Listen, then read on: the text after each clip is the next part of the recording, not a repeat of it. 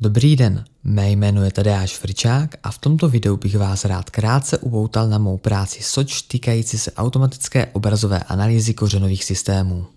Představte si, že jste biolog, který zkoumá biologické účinky různých chemických látek za zvýšených stresových podmínek. Každý den přijdete do práce, zasadíte stovky rostlin do sadbovačů, rhizotronů, případně je necháte růst in vitro. Části oddělíte a ponecháte jako kontrolní skupinu. K ostatním přidáte vybrané chemické látky, o kterých se domníváte, že by dokázaly pomoct rostlinám přežít například dlouhodobá sucha. Ke každé rostlině odměříte stejné množství vody, všechny umístíte do stejných kontrolovaných podmínek a následně jen čekáte dle typu experimentu dny či týdny. Rostliny bojují proti dlouhodobému suchu různými opatřeními, například pomocí ukládání vody do svého kořenového systému. Čím objemnější kořenový systém daná rostlina má, tím více vody si dokáže uchovat na horší časy. Rozhodnete se tedy zabývat vlivem chemických látek na zvýšení objemu kořenového systému.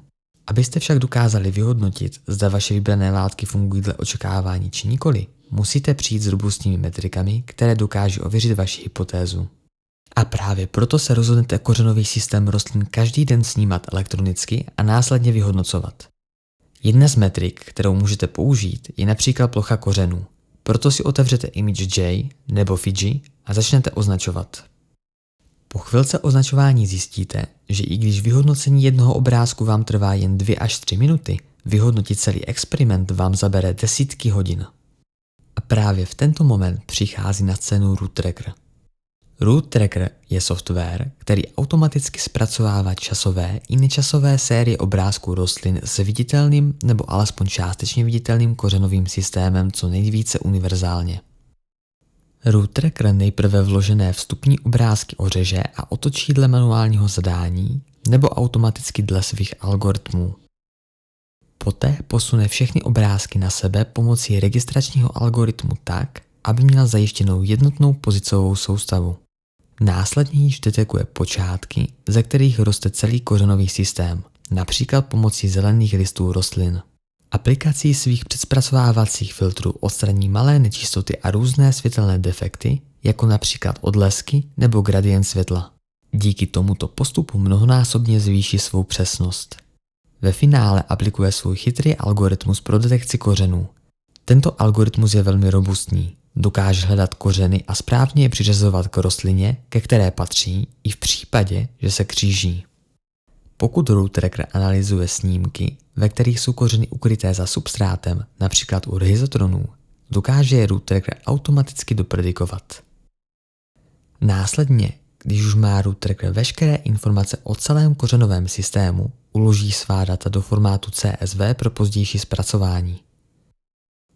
Následně vizualizuje experimenty tak, jak je uložil, a poté je vyhodnotí pomocí standardní metriky rychlosti růstu RGR. Root Tracker také nabízí inovativní metodu vyhodnocování, proložení dat logistickou křivkou. Následná extrakce parametrů z této funkce dokáže například oproti klasickému výpočtu rychlosti růstu RGR správně kvantifikovat rychlost růstu v průběhu celého experimentu. Nikoli jen v jednotlivých datových bodech, případně jen v částech, kde kořenový systém roste exponenciálně. Společně s Root Trackerem také přichází několik 3D modelů, které si můžete vytisknout pro své experimenty na 3D tiskárně, která je dnes dostupná již v každé laboratoři. Například tento 3D výtisk vám umožní upevnit in vitro modul a standardizovaně ho snímat jakoukoliv kamerou. V případě, že nemáte žádný sadbovač, můžete si vytisknout i vlastní rhizotron například z tohoto 3D modelu. Po vytisknutí stačí do něj akorát vložit plexisklo a již můžete sázet a snímat. No a jak bude má práce pokračovat? Aby byl Root Tracker co nejuniverzálnější, v průběhu dalších měsíců obdrží nový kabát v podobě uživatelského rozhraní. V něm si bude moci uživatel zvolit, které algoritmy chce použít a které nikoli, případně upravit konstanty pro zlepšení funkce programu. Během 3. kvartálu pak bude Root Tracker čekat publikace ve formě článku. A to je již ode mě vše. Pokud jsem vás zaujal, neváhejte a přečtěte si plnou textovou verzi mé práce, kterou naleznete v popisku videa. Děkuji za pozornost.